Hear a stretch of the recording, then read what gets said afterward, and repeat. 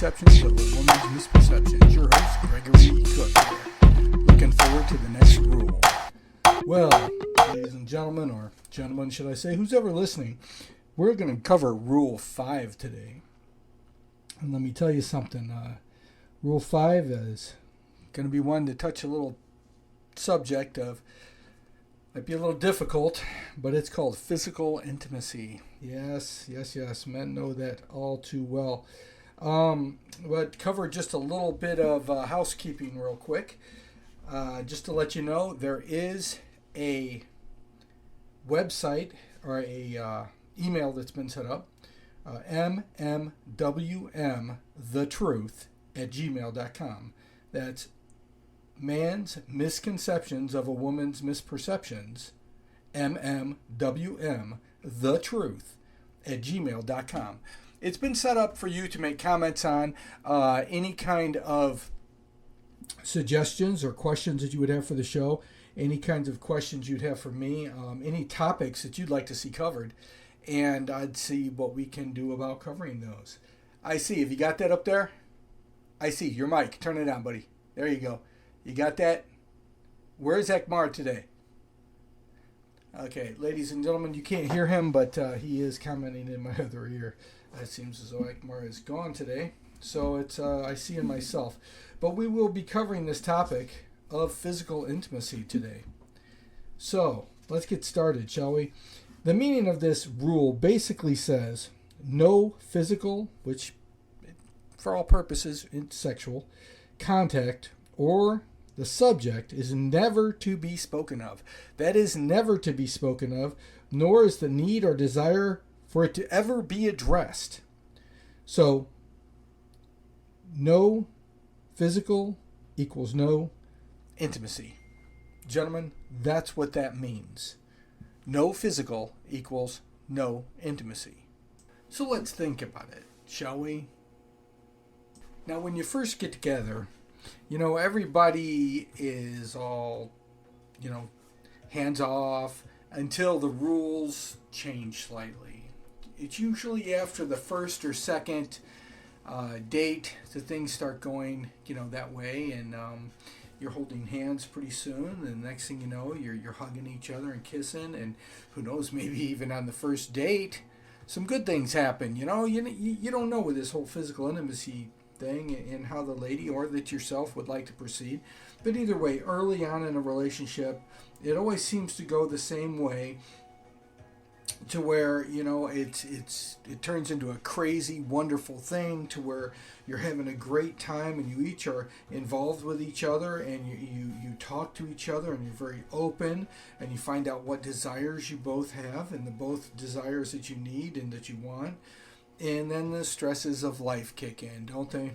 The realities of what is going on, and the bills, the lives, the kids, the work, can all take a toll. And I mean, even the physical conditioning or condition of each person can take tolls in this matter. I mean, physical intimacy is a very deep subject with a lot of ways you could go in it. Mental issues, physical issues, past trauma, all these things take a big play in this role. So this isn't something that a man should walk into a relationship just figuring out that, hey, you know what? I know all about this, and I know what I want, and that's how it is. Gentlemen, you need to wake up a little bit, okay? Because the truth of the matter is, you have to look at your woman and the lady that you've chosen to be in your life and to share this special bond with, and know that there's going to be some things going on with them, and to try to understand them, and to not be that male. Because remember, a male will take advantage of that. A male will not care. A male will go after what he wants, and to heck with what she wants. And that's not what you ladies, if you're listening, want. And that's not what you men who are listening know how to be. Because that's not it. The key is to listen to each other, and men is to listen to her. Take heed of what's going on, okay? But as this relationship continues, here's what happens. If the man isn't listening, and he's not paying attention, and he's not trying, then things will start progressively to happen. And that means the physical intimacy will start disappearing. And I know that seems crazy in the beginning of a relationship. No matter what both people say to each other, eventually that's probably what's going to happen. Now, my understanding is that men even have this problem of pulling away from women. Now, I have never personally experienced that, but I have heard that that does happen.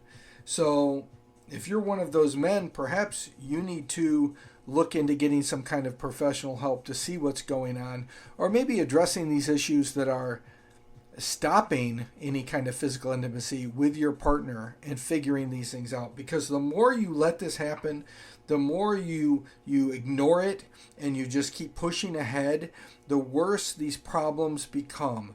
You know, with each one of these rules, this is the thing I've tried to stress. With each one of these rules, the more you let it continue, the worse it becomes. That's right, guys. You have to take the bull by the horns, so they say, and stop these problems, or get in front of them, or stop the situation. Stop, I hate to say it, but the relationship if you have to, because it's only going to get worse. Essentially, it's putting the other person's needs in front of your own. Okay? I know that's hard to cope with a male. Okay? A male will say, my needs before anybody else's. Well, let me tell you something. It's not that way. Okay? A man lets the other person's needs come first, because that's the way it's supposed to be. Okay? Now, any young men that are listening, if you're seeing this early on in a relationship, take a hold of it now. Don't wait. Anyone that's been married for a long time, you've had this situation happening for a long time, and perhaps you feel it's over, it's done. Do you know, I work with a lot of diverse ages of men, and I can tell you right now that I have heard more retired men say that they are living with their wives after 40 years of marriage or farther along, and they're not having physical intimacy anymore. I mean, they just live without it. And my question to them is why?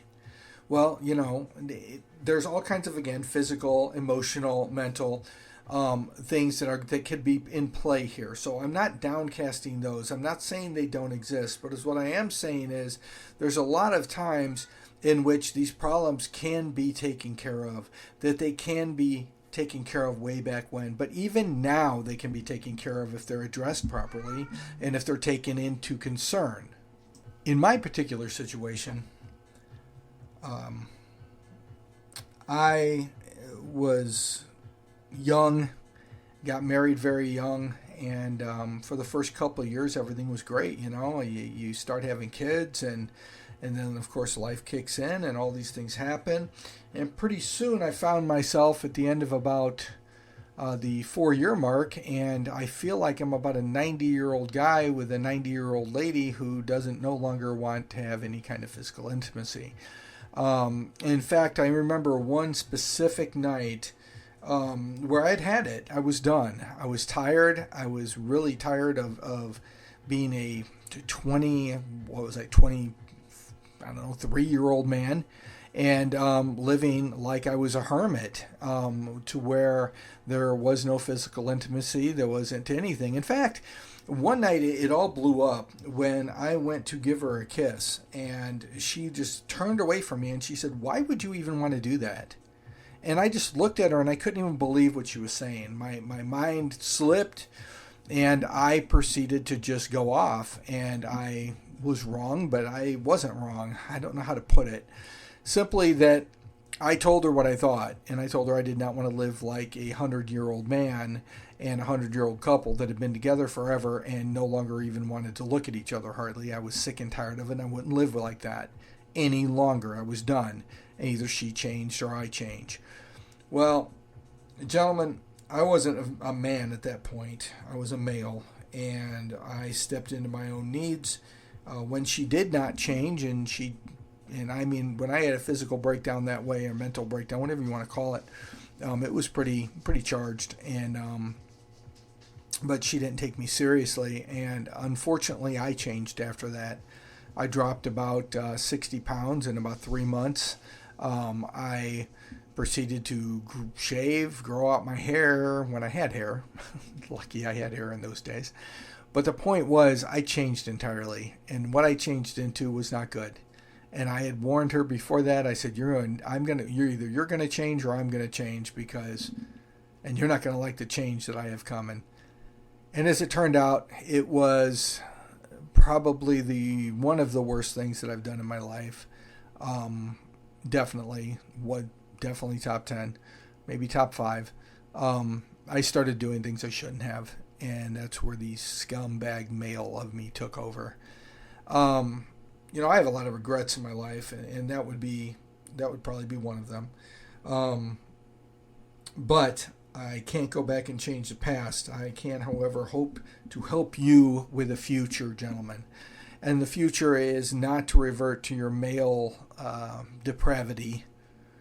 The right way to do this is to stop it now, is to go back, find what's going on, and fix it. And if you have to, sit down with your partner, talk to them, figure out what the problem is. And if you both need to go get counseling, go get counseling. I mean, I am a definite proponent of counseling. I've performed counseling many times, not on these subjects, but on other subjects. And I've been to counseling, and I can tell you this. I do believe it's a true necessity in life. And there is no question about that. So, this rule, physical intimacy, it's basically a no-brainer, isn't it? I mean, if you think about it, but I was so upset that physical intimacy equaled no intimacy. So no physical, no intimacy, which meant no hand-holding, no nothing. I mean, that's literally what I brought into it. And it took me down a really bad road, as I've said before. And I don't want any one of you men to have to go down that road. In the Bible, it says sin has a season, and sin is fun. It literally tells you that sin is fun. And it is. But there is a price to pay. And I want to tell you right now, I paid it. And I pay it every day. When I look at the lives of my children and how the things that I did in the secret affected them then and affects them now, what turned out to be the things that I thought were good for me, they weren't good for my family. They were the exact opposite. And if you think that you can get away with doing things in the dark and not paying for them in the light, I promise you, you will. You will. It will come out. There is nothing hidden that won't be seen. Okay? So please, if you're living in that mode, if you're living in that mode of living with a spouse who no longer wants physical intimacy, who you can't even bring up the subject with, who you can't. I mean, I literally in this particular relationship I'm thinking of, I could not even say I was upset about, hey, we haven't done anything in a while. Boom, it would be an instant argument. I mean, instant, to the maximum. And it would go straight to the top, over the top. Any even offhanded joke, anything would lead right down that road into a giant argument. That's not the way to live. That's not the way to live. Don't do it, gentlemen. Do not. I'm not telling you to be the pushover or the whatever. I am telling you to take charge of the situation now. Whether you're freshly married, whether you've been married for a little while, or whether you're 40-year marriage or more, and it's like this. You need to take charge. You need to do something. Be the man and step up, okay? A lot of these rules are about stepping up and being a man, because that's what you're supposed to be. Unfortunately, when I had to live by these rules, I was not being a man. That was my problem. Well, let me tell you something. Don't make the same mistakes that I made. Step up, take control of the situation, and handle your business. Be the man that God made you to be.